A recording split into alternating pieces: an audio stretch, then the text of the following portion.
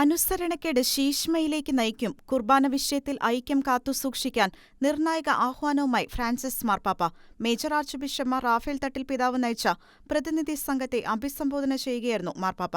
ഒരു കാര്യത്തിൽ മാത്രം ശ്രദ്ധ കേന്ദ്രീകരിക്കാനും അതിൽ വിട്ടുവീഴ്ചകൾക്ക് തയ്യാറാകാതിരിക്കാനുമുള്ള അപകടകരമായ പ്രലോഭനത്തെക്കുറിച്ചും സഭയുടെ നന്മയ്ക്ക് പോലും ഹാനികരമാകാൻ ഇത് ഇടവരുന്നതിനെക്കുറിച്ചും മുൻപയച്ചിട്ടുള്ള കത്തുകളിലും വീഡിയോ സന്ദേശത്തിലും മുന്നറിയിപ്പ് നൽകിയിരുന്നത് പാപ്പ വീണ്ടും ആവർത്തിച്ചു.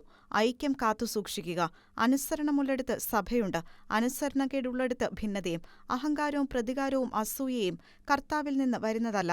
അവ ഒരിക്കലും യോജിപ്പിലേക്കും സമാധാനത്തിലേക്കും നയിക്കില്ല. സ്നേഹത്തിന്റെയും ഐക്യത്തിന്റെയും കൂദാശയായ പരിശുദ്ധ കുർബാനയോട് ഗുരുതരമായ അനാദരവ് പുലർത്തുന്ന വിധത്തിലുള്ള തർക്കങ്ങൾ ക്രിസ്തീയ വിശ്വാസവുമായി പൊരുത്തപ്പെടുന്നതല്ല. വിഭജനത്തിലേക്ക് നയിക്കുന്ന ലൗകികതയെക്കുറിച്ചും അനുസരണക്കേടിനെക്കുറിച്ചും മാർപ്പാപ്പ ശക്തമായ ഭാഷയിൽ മുന്നറിയിപ്പ് നൽകി. സഭയുടെ പൊതുനന്മയ്ക്ക് ഹാനികരമായ നിലപാടുകളിൽ ശ്രദ്ധ കേന്ദ്രീകരിക്കാൻ ആഗ്രഹിക്കുന്ന അപകടകരമായ പ്രലോഭനത്തിനെതിരെ മാർപ്പാപ്പ മുന്നറിയിപ്പ് നൽകി. ഐക്യം സംരക്ഷിക്കുക എന്നത് ഒരു പ്രബോധനമല്ല, മറിച്ച് കടമയാണ്. അനുസരണം വ്രതമായി സ്വീകരിച്ചിട്ടുള്ള പുരോഹിതന്മാരെ സംബന്ധിച്ചിടത്തോളം ഇത് പ്രത്യേകിച്ചും ബാധകമാണ്. കാരണം വിശ്വാസികൾ അവരിൽ നിന്ന് സ്നേഹത്തിന്റെയും എളിമയുടെയും മാതൃക പ്രതീക്ഷിക്കുന്നു.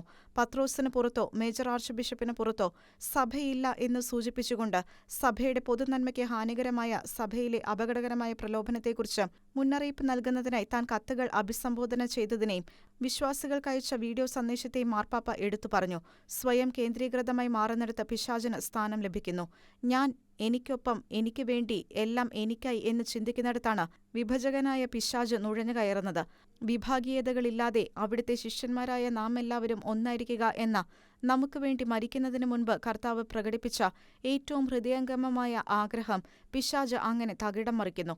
വിഭജനത്തിലേക്ക് നയിക്കുന്ന ലൗകികതയാൽ പ്രലോഭിപ്പിക്കപ്പെടുന്ന നമ്മുടെ സഹോദരങ്ങൾക്ക് തങ്ങളെ സ്നേഹിക്കുകയും അവരെ കാത്തിരിക്കുകയും ചെയ്യുന്ന ഒരു വലിയ കുടുംബത്തിന്റെ ഭാഗമാണെന്ന് തിരിച്ചറിയാനും കൂട്ടായ്മ സംരക്ഷിക്കാനും അശ്രാന്തമായി പ്രാർത്ഥിക്കുകയും ദൃഢനിശ്ചയത്തോടെ പ്രവർത്തിക്കുകയും ചെയ്യാം. ധൂർത്തപുത്രന്റെ നേരെ പിതാവിനെപ്പോലെ ഹൃദയവാതിലുകൾ തുറന്നിടാം. അങ്ങനെ അവർ ഒരിക്കൽ അനുതപിച്ചാൽ അവർക്ക് പ്രവേശിക്കാൻ പ്രയാസമുണ്ടാകില്ല. ഞങ്ങൾ അവരെ കാത്തിരിക്കുന്നു. നമുക്ക് ഭയമില്ലാതെ ചർച്ച ചെയ്യാം.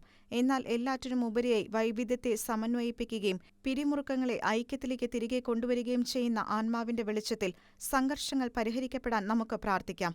എല്ലാവരോടും ഞാൻ പറയാൻ ആഗ്രഹിക്കുന്നു, ബുദ്ധിമുട്ടുകളുടെയും പ്രതിസന്ധികളുടെയും നിമിഷങ്ങളിൽ നിരുത്സാഹമോ നിസ്സഹകരണമോ നിങ്ങളെ കീഴടക്കാൻ അനുവദിക്കരുത്. സഹോദരീ സഹോദരന്മാരെ, പ്രത്യാശ കൈവിടരുത്. ക്ഷമയോടെ തളരരുത്. ശത്രുത വളർത്തുന്ന മുൻവിധികളിൽ സ്വയം അടയരുത്. പൗരസ്ത്യ പാരമ്പര്യങ്ങൾ സഭയിൽ അനിവാര്യമായ നിധികളാണെന്ന് മാർപ്പാപ്പ ഓർമ്മിപ്പിച്ചു.